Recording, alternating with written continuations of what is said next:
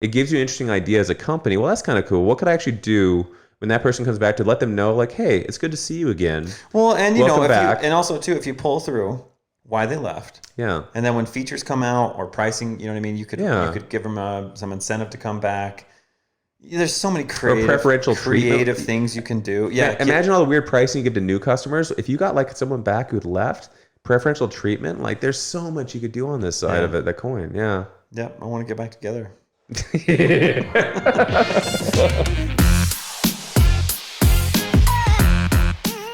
Welcome to The Experience, brought to you by Weave.com, a show that explores what it takes to compete on customer experience and build an online company that can last decades. As always, thanks for being a supporter of the show. I'm really going for like a Barry White voice. That's kind of what I'm after. Because, if someone's on the podcast and they don't really see me, then it really, really works. Got a good one. Yeah. Okay, so what are we talking about today, man? Okay, Jay, so we're doing, we're talking about offboarding. I love it. But here's the thing. We talk a lot about companies, right? Through the lens of customer experience.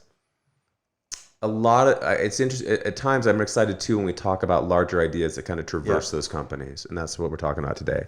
So offboarding, you probably could argue maybe it's a little bit of a buzzword term at the moment, right? And we should probably define real quickly for those that haven't had the pleasure of hearing the buzzword, what it means. Yeah, and offboarding is a big piece of customer experience. So, and it's often overlooked. And I think we even not coined, but we've talked a lot about like offboarding is the new onboarding. Yeah. And that's what we want to dig in today is why that is the case. Before we dive in, can we drink? Yeah. The drink. Let's explain the drink here that we brought on today. I was actually, there's every so often probably like a teenage boy or girl making a poster for like the prom that you're really excited. You come up with the right theme that everyone's going to really understand.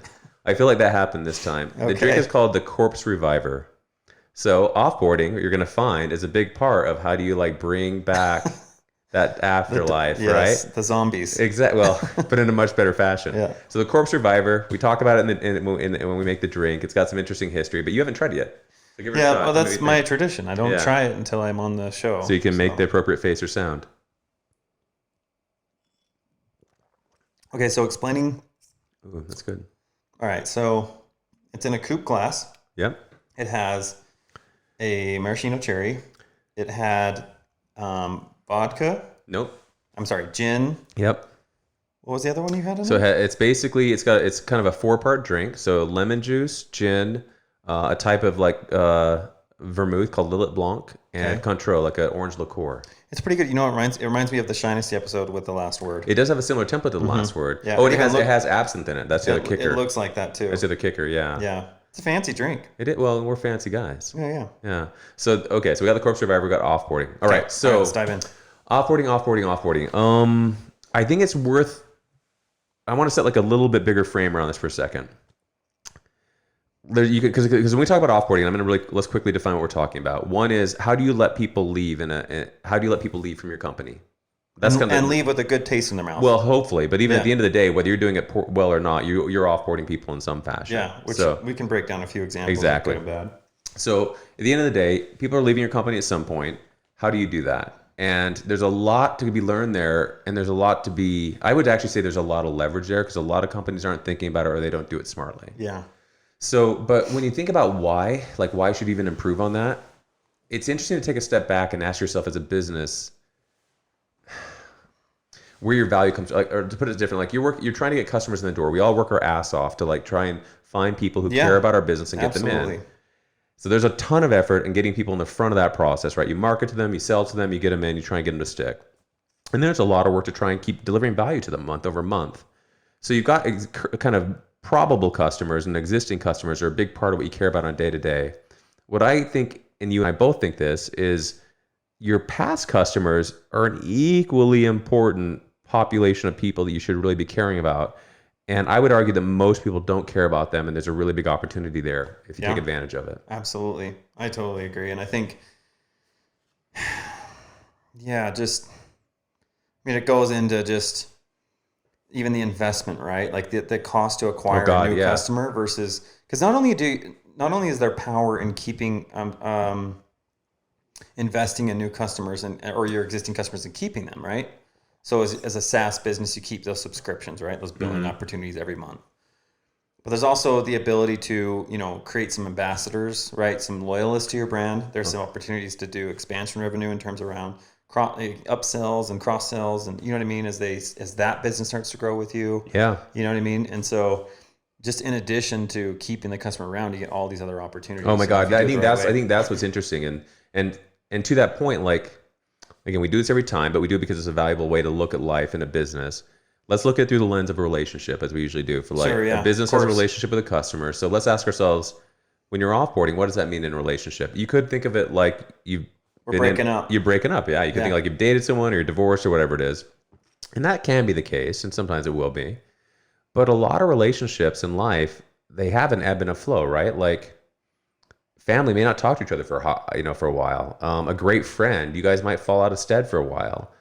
Business people fall out of stead and come back. So there's an ebb and flow that is kind of natural when you think about it. And we treat relationships in business often very transactionally. Yeah. Like we may have them as a recurring customer, but once that's done, we're like, well, that was a nice run. Mm-hmm. The LTV's done on that bad boy. Let's move on to the next one. Yep. So what happens when you start saying, you know what if instead this relationship could potentially be longer? To your point, like it could have like other, and like kind of, tangential benefits, or maybe they could come back for direct benefit. But like, what's that longer life cycle? And so like, so I'll pose this question to you. Like when you think about that, like, what are the things, like, let's dive into that. Like, what's the value of the, like if you haven't burnt someone, if they still care about you, you started mentioning a few in general. Let's dive into them a little bit more closely. Like what could that person do for you if they still care about you as a business? Yeah. I mean, so a couple things come to mind. One is when someone leaves and they leave with a good taste in their mouth, they're still going to continue that word of mouth. Like, hey, you know what? I love the product. I outgrew it, or I just didn't need it right now, or I was taking a break, or, but it was a great product. Mm-hmm. You know what I mean? You can still have that word of mouth. And it might even be bigger because you actually let them go well, right? Yeah. And I mean, even and we don't talk a lot about it, but obviously we run Weave.com, which is a customer retention tool software for SaaS companies. And one of the pieces that we even bubble up in the software is reactivations. Like that's a metric that we track for customers because, there's elements of our product that reactivate customers. Sometimes people pause a subscription.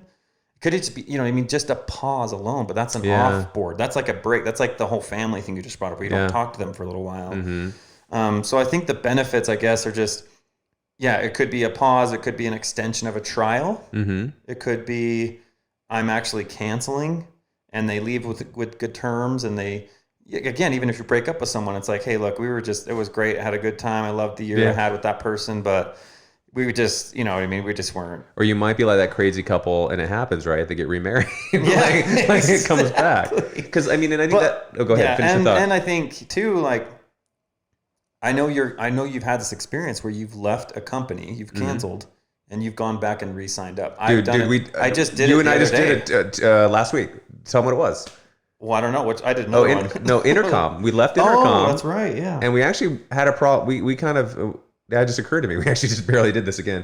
And this happened to plenty. But right, we for reasons, that we may or may not go into, they're not bad. It's just may not be interesting. Well, go ahead. Well, no, it wasn't the right fit at that moment, right? Well, just from what's funny is, we think we track this too in our product, but just the why people leave. Right? So figuring out why, and for us, Intercom, I think it was just, and I think a lot of people are like this with Intercom. It's so valuable, and the product's great. Mm-hmm. Everything they've done has been awesome. It's just the pricing. And for us at the time, it just didn't make sense. The match of value to what we were getting out of it. Exactly. And so now that we're kind of at a point where it makes sense to pay for something like that, we're like, okay, this is going to be the best product for this. Well, so I just want to put a pin in what you're saying. Not a pin, but I want to make sure it's kind of bubbles up to the top. Yeah. So there's a few things. One is if someone actually has a positive experience, which by the way, it's worth noting that that is not the norm. So suddenly you're doing something that's abnormal. So people expect to have a shitty experience when they're leaving. They expect it to be kind of painful. It's like asking dad to move. It's just something bad, right? So if you make it not only non-painful, but even better, you've suddenly actually their expectations are above baseline, and maybe markedly so. They're actually going to tell other people about how good that was. So the brand ambassador thing you mentioned is really, really big. It also, like you said, has the value of leaving a good taste in their mouth that if and when their needs change, and we're going to talk in a minute about why people leave, But a lot of people leave because their needs have just changed temporarily. But if and when their needs change again, they still, are going to consider you as a viable option to come back to. Yeah. There's the idea of, he's mentioned another one. What was it?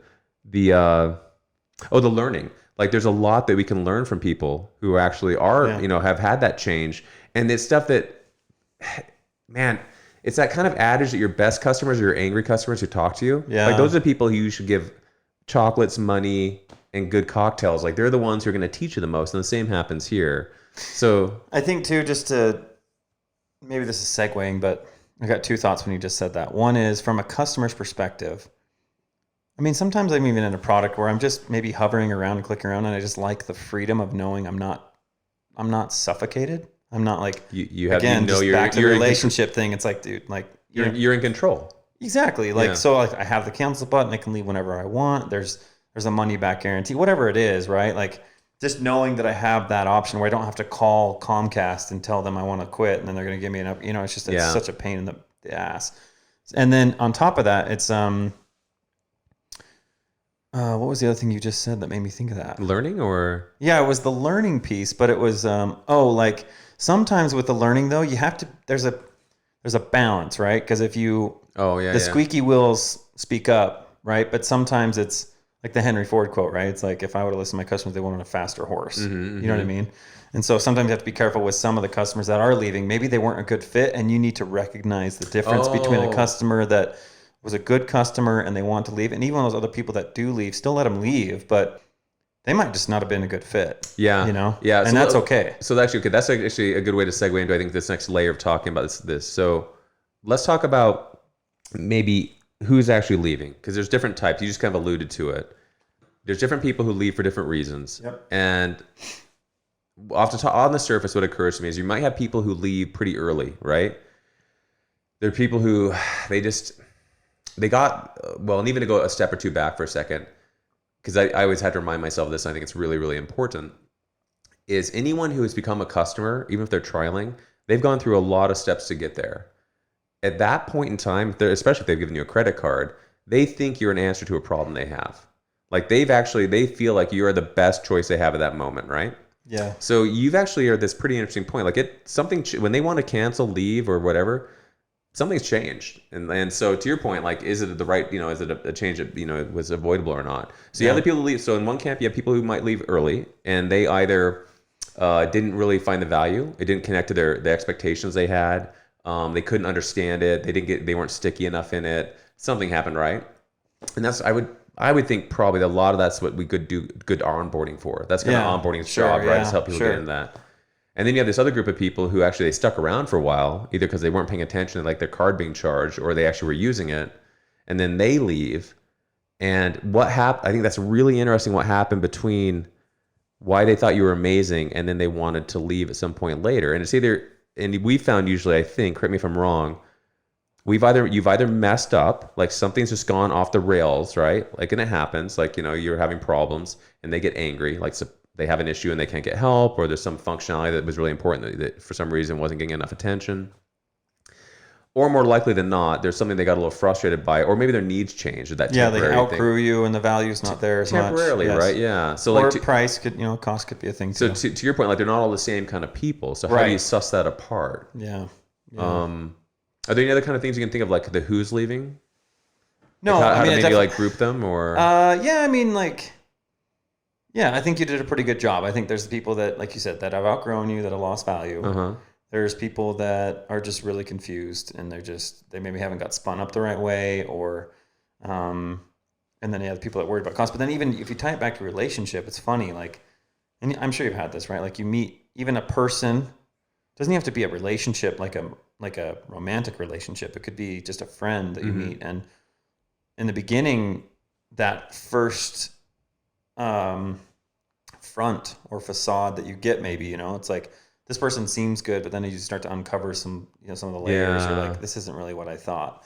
There's that piece too, right? And that makes sense. Yeah. Kind of classified under like maybe confusion, like I'm confused, or they realize they weren't quite the right fit. Yeah, exactly. And maybe they're weeding themselves out, and you just got to let them free. Yeah, like, just set them free and don't fight it. Well, okay, let's jump ahead to that then. So like, let's talk about tactics that we've seen or that, and we've experienced that we as customers, do, or that we've found, or that we do. Yeah. That let's talk about first about the letting go part. Like, good, bad, and ugly. Like, what's like? Do you have any like some examples? Yeah. So, what's some examples that strike you of actually that offboarding experience? So I have a handful that just come right to my top of my head because obviously this is a space we play in, so I'm thinking about it all the time. One of them we did on the show, which was drift. Damn. But yeah, okay. So let me just do like good, better, or let's see, good, bad, and ugly. Bad, good. Well, let's do. Okay, we'll do ugly and bad. Okay, so we'll do bad, average, and amazing. Okay.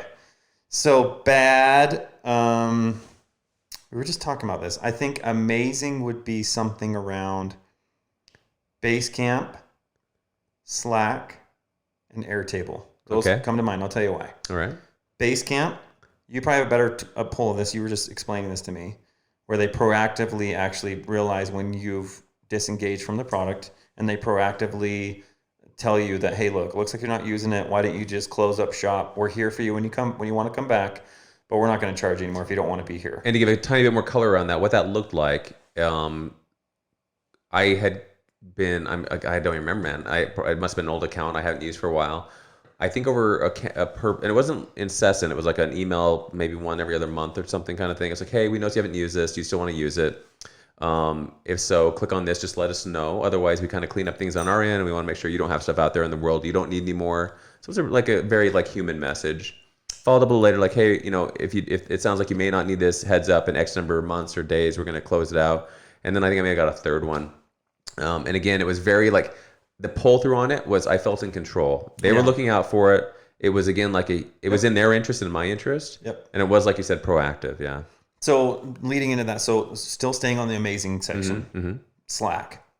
Slack does a great job, an amazing job, where it's not so much on the offboarding piece, but they're proactively avoiding that piece by, if we've had teams of hundreds of people and 10 people, and no matter the size of the company, if a user of your Slack team dies off, and it's not even that long, it's in maybe a couple weeks. I think it's within the month. It's within a billing cycle. Yeah, they'll say, hey, they'll fire you an email. Hey, these 2 people have gone inactive.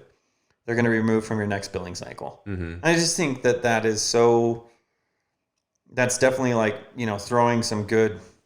Yeah, I mean, it's kind of, like I said, it may not be offboarding exactly, but it's preemptively getting in front of the pressure that you have for wanting to leave. Yes. Yeah, it's premeditated. And then the other one was Airtable. I think that they do something very similar to Weave, where they have we call it our customer saver, where when I was canceling, they really they really pushed it beyond just, they obviously let me feel like I could leave, but they pushed it beyond in the sense of, they were trying to understand why, so they could improve. And then they obviously offered some things like, okay, now that we understand why, would this maybe change your mind? Yeah. And it wasn't like a lot of friction. It was quick and easy, and I could just click a couple of buttons, similar to the Weave experience. So I thought between those 3, those are all like a little different, but it's nice to see some effort being put into some companies that are trying to go the extra mile. That makes sense. And I would say maybe to anchor that, like we've all had the bad experience, right? Yeah. We've all had the high friction. I call the cell phone company, or I call the cable company, or I mean, I think they were trying to do right, but even the friction we experienced in the drift thing was substantial. I would actually put drift as You'd put them better in that? I'd put them bad. Oh, bad, yeah. Well, yeah, just because I think they were trying to do right, but it felt. Well, no, actually, now that I think about it, it was the bad part was the fact that the tone of it was weird, and we got sent to the quote unquote billing department, and you had 3 days or 5 days of them reviewing your request to cancel. It was definitely bad. But I would say that actually what's interesting, and this goes back to like, man, so I got to jump out to like this higher point for a sec. When you see those things in business that so many people do poorly or they ignore, they should go off like alarms and red bells of how you can win, right? And it's a big competitive advantage. Oh my God. Right? And that's where this excites me. So even like, if you're basically not doing the amazing, if you're doing what I would call average, which is you're just getting all the friction out of the way and you're making it really low stress and really easy for someone to leave, which you don't have to ask them anything. You just have a button and you just like get out of their way and you're like, thank you. We love you. Hope on your merry way. That would be average, but that would still be average in the sense of what's possible. But that would still be light years ahead of like 80% of the companies out there. And like, here's the other thing too, right? There's that piece, but then to just underline that, we're in 2020. And everybody online is really pretty smart. Consumers online are very smart. And so they can see through the bullshit. They can cut through what you're trying to do and what, the smoke and mirrors you got pulled up. Like, they're just not going to put up with it. Yeah. And so it's the same thing. Like when we went to Drift, and Drift is, like supposed to be a pretty decent customer experience support platform. Like it was just, I'll never go back to Drift after that. But I would happily go back to any of those other ones I explained, Airtable even. Like we talked about Airtable the other day, maybe leveraging them again. But the product probably isn't a good fit for us, but it wasn't necessarily around just because we didn't like them. Exactly. So, so then rounding out in the middle of, just average offboarding experiences, do you have any examples that come to your mind? Well, I mean, for me, again, I think they're above average in terms of like what's out there, but I think in terms of what you should shoot for. What we're trying to help people do. I mean, I'm drawing a tiny bit of a blank, but what I would describe the experience is I'm pleasantly surprised, though not amazed, when I go to an experience where I can cancel in a click, right? And it doesn't have any, it's just low friction is I guess the way I would express it. Yeah, I had an experience the other day with, this is a kind of a niche product, but it was called Content Fly. It was a writing service we were using for help on some supplemental blog content, but like they had that was pretty simple it wasn't anything crazy, but they just had a really simple way where it was just, I went under my subscription and just click cancel. Yeah. And I also, on that note, I went back into that just last week to maybe think about reactivating it. And like all of my stuff was still there. Oh. And so it felt like, it just felt a lot easy. It felt easy to get back in, so. Okay. So you're the master of segue, because that's where I actually wanted to go. Okay. So I've segued. What is that? My third time? It's your third. You're like the hat trick of segue. Yeah. So, okay. Because I think what's interesting is, all right, so let's kind of retrace our steps for a second. You got to have the long view. Like the idea of offboarding. Okay. There's the idea of offboarding. Yep. The reason that it's important is obviously because there's a whole ton of value in the people who loved you before and are having maybe a temporary or maybe forever break with you. But nonetheless, in either of those two cases, there's still a lot of value from them. Yep. You've got to have the really long view as a company to be smart. And really, this, again, is a huge competitive advantage because most people are so goddamn focused on the front end, they can't even look at the back end. Yep. And then we've talked about a little bit about like who's leaving. Like there might be different types of people. And, there's unpacking, maybe why they're leaving. Let's talk a little more tactically about really what we can do to create a good offboarding experience, what that feels like. What are the attributes of it? What are maybe the things that can really help one accomplish that, and however you choose to go about doing it. I would say a real high one off the bat is a user should always feel in control. That's a little even broader across the full experience. But within, I should always feel, like you mentioned it earlier, that I'm never worried about leaving. And there's really a lot of facets to this. One of them, frankly, in a lot of products, I know that my data can go with me. I'm not locked in, right? I know that if I need to close out, I'm not trapped in some crazy, insane pricing thing that I didn't ever really want to be in. Yeah. There's a lot of pieces to this, but I feel generally in control. And when my needs have changed, I feel like I can move on. So that's one part of it. Well, in any aspects in life, right? Like, if you ever feel like you're just, being controlled or suffocated, you know what I mean? You're instant going to want to buck against that. Exactly. Yeah, you're on the defense. Yeah. So that just, it's a whole bad taste in the mouth kind of thing. Other aspects to offboarding, I definitely think that a lot of times, so this right now that we're talking about is a customer deciding to leave, so they're canceling. So that's churn, right? Well, financially, yeah. Yeah, it's whenever way you look at it. In fact, I saw this thing the other day on Twitter where this guy was like, we have this product, and he was really, he was like, the customer comes in and they're really only there for a couple of months and they leave, and that's not really churn. Like they left, but it's not really churn. We should think of another name for it. Like it was like, and then all these people responding to him. It was the guy that created, remember Screen Hero? Oh yeah. So that got bought, and then he started pair with Tuple, and I love the product. I actually love the team. Familiar with that? Okay. He came back because they killed it. Dropbox killed it. Oh. They bought it and then they killed it. Never did anything with it. So he went back out and he's like, okay, well, I'll go do this again. So he's got this pair with Tuple thing, and I love the product. I love the guys. I think they're super smart. Just when I saw it, I kind of had this like, dude. Which is funny because in one respect, it's talking about the long view, right? He's presuming they'll come back, but to your point, like. He's not acknowledging the fact they're gone. Yeah, it's just a different cohort, right? But like, I guess where I was going with that was just, where was I? I was segueing into something about that. I had a thought. Anyway, I can't remember. Well, that's okay. It'll come back. So I think, okay, so we talked about like, even if it was off the control thing of like feeling like you're in control or not. But,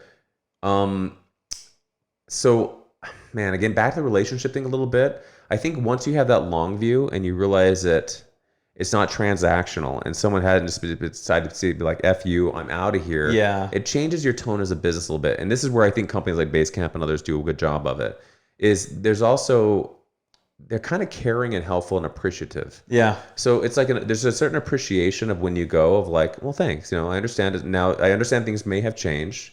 Thanks for the run we've had.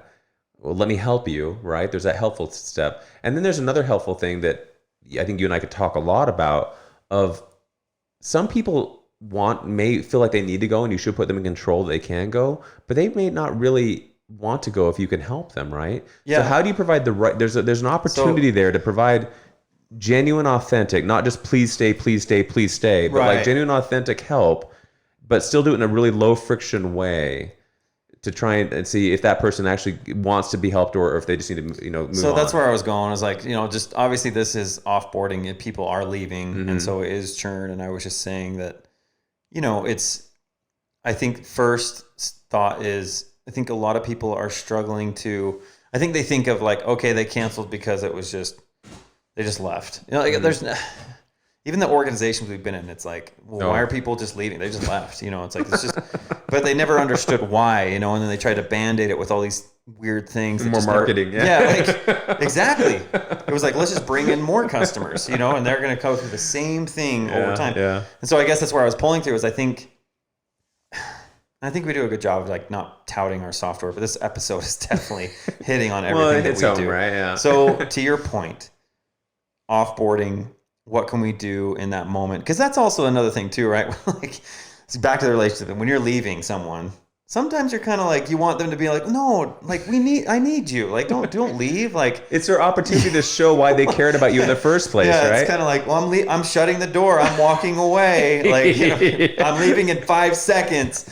It's the same shit. And so if you can, I think what we're saying is with Weave, and any other thing, like Airtable does a good job of this, but they emulate what Weave does, which is when someone's leaving, you give that customer the opportunity to feel like we care and we want to know why you're leaving. And if you are leaving for this reason, we have a solution for you. Yeah. And if you don't want it, take it or leave it. Yeah. You know what I mean? My hand's out here. Come back if you want it. Well, I think you mentioned this a little earlier in the episode, but you try and quickly understand what's the problem. It's like so Jay, it's like if you and I have had a wicked fight, like, Jay, why are you angry? I'm still laughing about, because I could just, it like clicked, right? Like when someone leaves, honey, why are you angry? Really, they just want you to tell you they love them. I love you, but just, you're being crazy right now. Exactly. Okay, so why are you mad? And then like, okay, well, I understand why you're mad. Have you considered, like, is there this or this or this? Okay, that's cool. If not, it is, great. So, which brings down to like, man, I feel like it's such a cheap trick that we always fall back to, but it's so damn true. All you have to do in a business is think like a goddamn human being. Put yourself in their shoes. Yeah. Just think like a human being. Like, go back to a one-to-one relationship, because at the end of the day, every business, you boil it down, is a one-to-one relationship. And so with this, not only is like being authentic, and being truly genuinely helpful in a way that's not just like boilerplate, but like custom to who you are as a business and the relationship you've defined with them, but also the timing of it. So I want to touch on one thing, and again, I'm going to tout our own horn a little bit, and hopefully other people do this, because it's a great idea, and if everyone should do it. But like when you ask for like certain things is important too. Like you've got to, like, it's that balance of friction, right? Like you got to let someone leave, try and help. I guess this goes a little bit to the learning thing we talked about earlier. So a big part of offboarding is not only helping, being like appreciative, and getting out of the way when you need to, but also hopefully learning from it. You're going to learn what you could do maybe after the fact to help them, to maybe they want to come back again later. You can learn how to help the people who are still there, right? Yeah. You and I have found that, I think any human being has found this, frankly. When people ask you, when you're hotted and mad and want to bail, why are you angry? What do you want to stay? Like every goddamn thing we see when you leave a site, it's like, please give us feedback. We're seeing red. Yeah, you're seeing red. And all you can do is click on the first thing. You're like, screw you guys. So being thoughtful about when to ask for feedback is really, really critical. You should do it. There's ways to do it that are more intelligent. It usually involves asking someone when they're not pissed off, getting out of their way, and then maybe circling back gently later. So with that, it's the same thing, right? Like if you're in the middle of heat of a moment, you're in the argument, and you're like, "Can you calm down?" It's like that's the worst thing to say. So, and I think too, we've brought this up in a few episodes, but just even like, it's funny when you're on both sides of the coin, right? Yeah. So when you're the business and you're trying to help someone, you have all the empathy, the sympathy, the want to just be like, okay, just tell me what you need and I will try to make you stay. I mean, it's desperation. I'm giving that too, for like a lot. Yeah, for like most decent companies that care about their customers. Yeah. That's where their mindset is, right? Hopefully, I hope. Mm-hmm. But then there's also, it's funny, we talked about when you're on the other side, when you are the customer, like how critical you become. Oh yeah. Right? You know what I mean? Like we were talking about this the other day on an episode and we were talking about just being super critical as a customer. Was it the drift one again or a different one? I can't remember, but I'm just saying like that mentality, like that mentality that you're in as a customer. Oh, you know what I mean? It's like when it's good for, it was about the superhuman email tracking.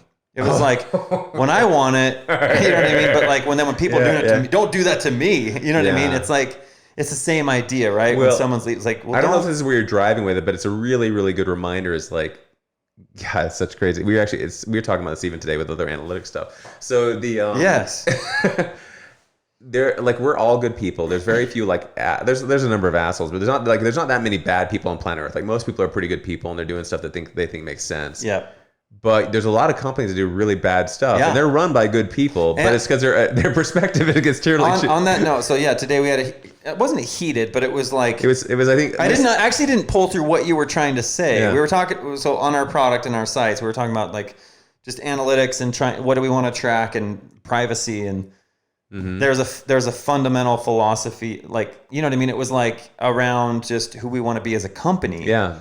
And Google Analytics. I think we've agreed that we don't want that on our products. Yeah, I mean it's a whole nother conversation, but it's like basically like there's a lot of stuff we knee jerk in because it makes like it's easy to, it goes to your point, it's easy to assume as a business like sure, why not, that sounds valuable. And again, you're not a bad person making those decisions, but from a business perspective suddenly your mind is in a different place. Yes. And there should be on all of our walls or tattooed like on the back of our hands this idea like remember to be human, like remember to be on the other side of that and coin. I think it's I think it's like these little things that I hope customers appreciate when they see it, that like, Weave doesn't track me and keep it and sell it off. You know what I mean? It's like they're actually thinking about my data and what I'm doing with it. Yeah. And like, I don't know. Maybe this is actually, we need, okay, so we'll have to bookmark this for another topic. We need to have a topic just about also like part of the experience. It's kind of a brand thing, but it's honestly just like a personal character thing. Extrapolate to a company is what do you stand for? Yeah. Beyond just like what you make and everything. What is that value?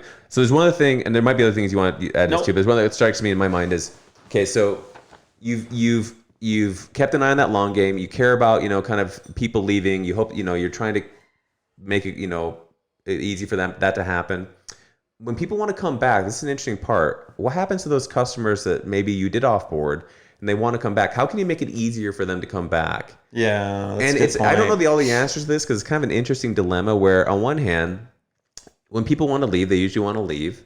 It's like, delete my data, I'm done.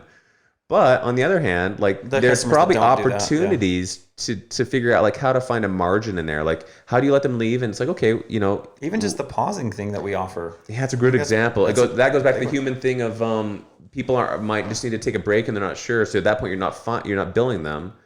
And that pause could be, what do we do, like a year now, up to 2 years? Months. Yeah, and so it could be however long makes sense. But with that, I can come back. You have all my, if I maybe elect for you to keep my data, you have my data. You have my preferences at least. I was joking with you earlier. Jay's much better at I am than all the things that are social on the internet, but I have been marginally good at being aware of them really early and then ignoring them for the rest of their lives. So I'll jump onto a platform and I'll grab my name because I have a weird name. And I remember being like, I think on Instagram, and I grabbed. You don't have a weird name. And I grabbed @Clayton because I thought that was kind of baller, right? And then I got angry at Instagram and I deleted my account. Because they got bought by Facebook. They got bought by Facebook, yeah. And now everything's owned by 3 companies, so it's all the same. And so when I came back to it, I had to actually jump through a lot of hoops, and now I have a really it's normal. Normal in terms of lame, And you should have got @C. Yeah, that would have been real. Then I'd be really pissed right now. Yeah. Yeah, but I mean, so like, what are the ways that you can actually figure out if you start taking that long view that this relationship might go further? Yeah. It gives you an interesting idea as a company. Well, that's kind of cool. What could I actually do when that person comes back to let them know, like, hey, it's good to see you again. Well, and Welcome back. and also too, if you pull through why they left. Yeah. And then when features come out or pricing, you know what I mean? You could give them some incentive to come back.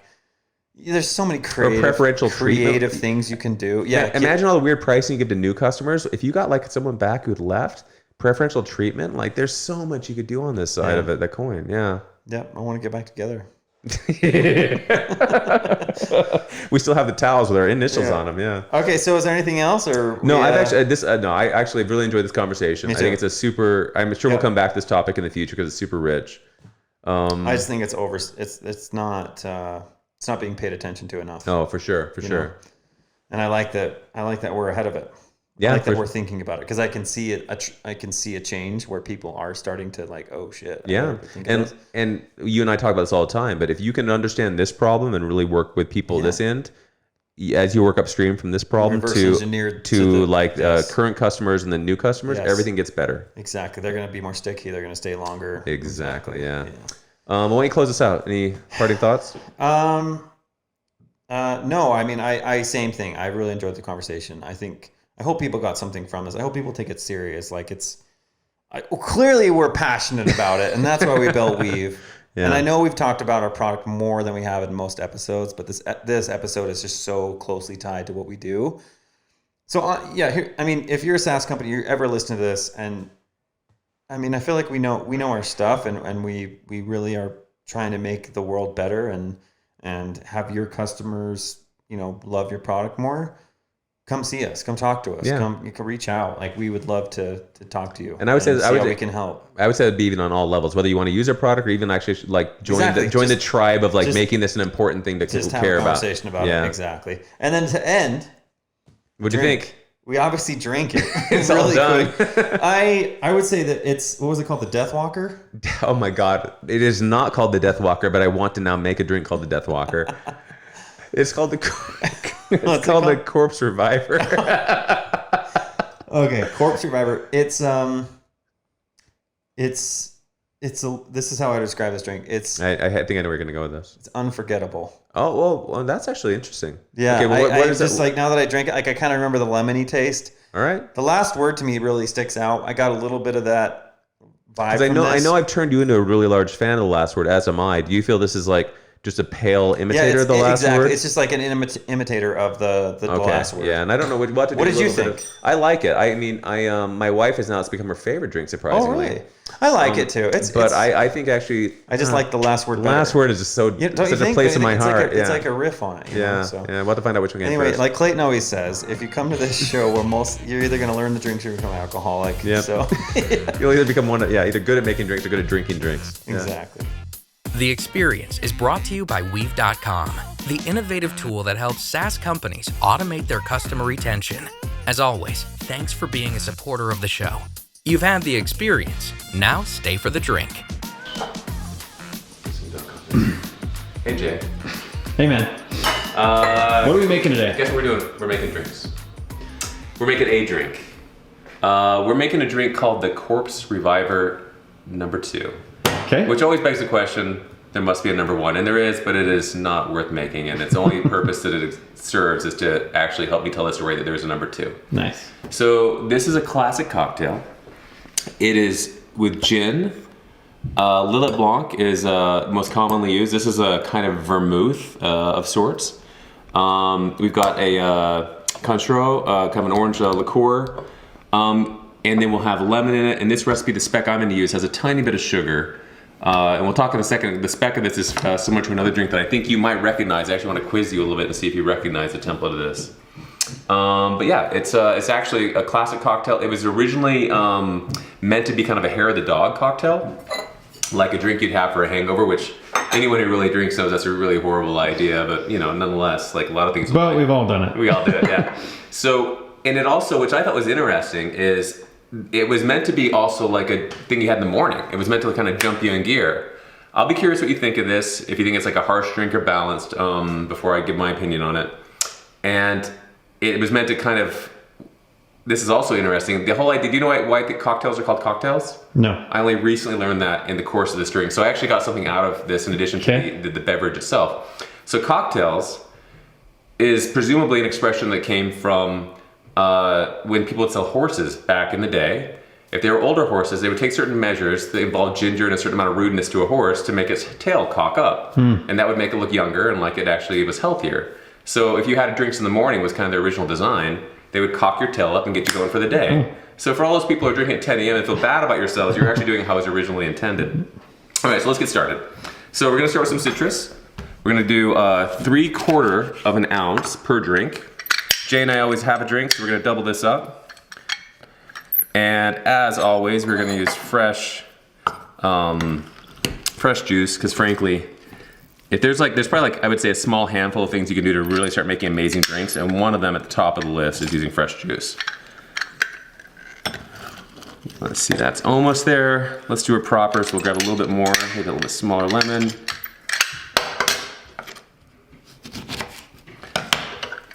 And this will bring us to a full 3/4 ounce per drink. All right, there's that. And we are going to next add a 3/4 ounce per drink of our Lillet. Again, this is basically a fortified wine of sorts, kind of like in the vermouth, but a little more bitter. 3/4 ounce per drink of Contra. This stuff, by the way, sometimes it's a little hard to rationalize spending the money on nice liqueurs and mixers that go into things. But they last a fair while and they just make everything amazing. They're just that little edge that just makes everything balanced. So like in a margarita and stuff, these are fantastic. I'm gonna do 1/4 ounce per drink of simple syrup. And the normal recipe for this is where your quiz comes in, Jay. The normal recipe is a 3/4 ounce, so equal parts of 4 ingredients. What does that remind you of? Another weird drink. The last word? The last word, exactly right. Nice. Which is also gin. So this is similar, but the ingredients are a little different. And I find that adding a little bit of this sugar just gives a little fatter kind of body to it. Just gives the right balance with these ingredients. And then lastly, we're gonna pump up the gin a little bit. And we're actually gonna do a full ounce per drink of gin. This gin is one that we have here locally. It's pretty cool, I think, to see all these local distilleries. I don't know what changed in terms of ambition, desire, ability, or laws in the last number of years, but we're getting a lot of little cool distilleries doing good work. All right, so we got that all in the shaker. We're gonna shake this bad boy up to really mix those flavors. Bring in some ice. And as is usually the case, we're shaking it for a couple of reasons. We're shaking it to chill it, we're shaking it to dilute it, because water is a really important part of any cocktail. We'll shake it for about 8 seconds.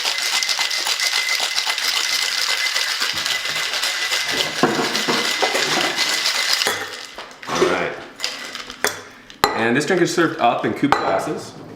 And the last piece of this that I didn't mention is it actually has a little bit of absinthe in it. So we can do some drinks call for a dash of this when we mix it. I find it works pretty well here if we just kind of coat the glass. Some people will drop absinthe in the glass and rinse it out, which works. These little perfume bottles work brilliant for this kind of thing. Because what we want to do is just get a little bit of flavor and have this kind of work in the nose while you're drinking it, similar to like the way Sazerac works.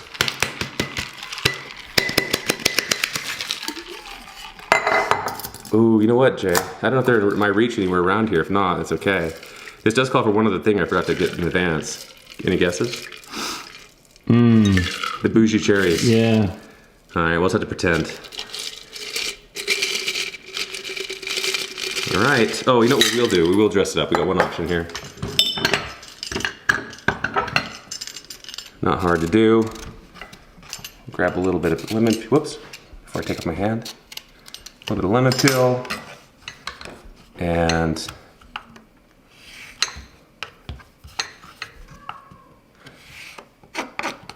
one thing I like about cocktails, in addition to just the cocktails, is they're like a magic trick. Once you learn how to make them, they're not terrifically difficult, but they have this ability, because a lot of people don't understand them, and they're kind of confusing at first, to really give a lot of delight to people, to yourselves and your friends. And every little touch does it all the more. So here we have it. Oh, one man down. That's our corpse. The Corp Survivor.